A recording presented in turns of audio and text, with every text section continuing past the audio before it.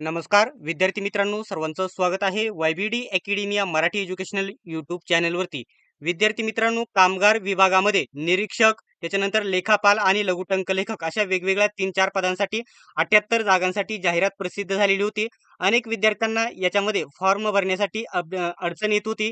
MSITची अट नसतानाही, म्हणजे जाहिरातीमध्ये MSIT लागेल की नाही, MSITचा कोणताही उल्लेख केलेला नसताना फॉर्म भरताना MSCIT कंपल्सरी म्हणजे बंधनकारक होती अपलोड करण्यासाठी. तर याच्यामध्ये आता मोठा बदल झालेला आहे. याच्याबद्दल डिटेल्समध्ये सांगणार आहे माहिती. फक्त व्हिडिओ शेवटपर्यंत बघा आणि चॅनलला सबस्क्राईब नक्की करून घ्या. विद्यार्थी मित्रांनो, ही परीक्षा घेणार आहे TCS आणि अजून देखील खूप वेगवेगळ्या परीक्षा TCS घेणार आहे. त्याच्यासाठी सर्वात बेस्ट पुस्तक TCS स्मार्ट स्टडी नांदेड यांनी लॉन्च केलेलं आहे TCS पॅटर्नचं.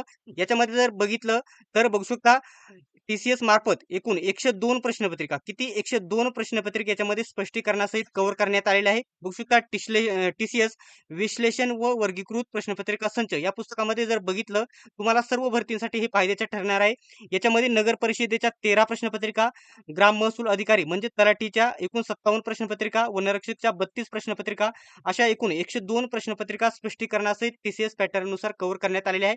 आणि याच्यामध्ये टोटल 102 प्रश्नपत्रिका आणि 8,700 पेक्षा जास्त प्रश्न कव्हर करण्यात आलेले आहे.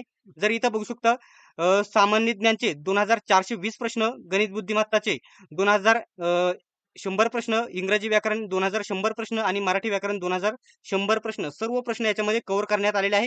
एकदम मोठा ठोकळा आहे, मोठा या ठिकाणी प्रश्नसंच आहे.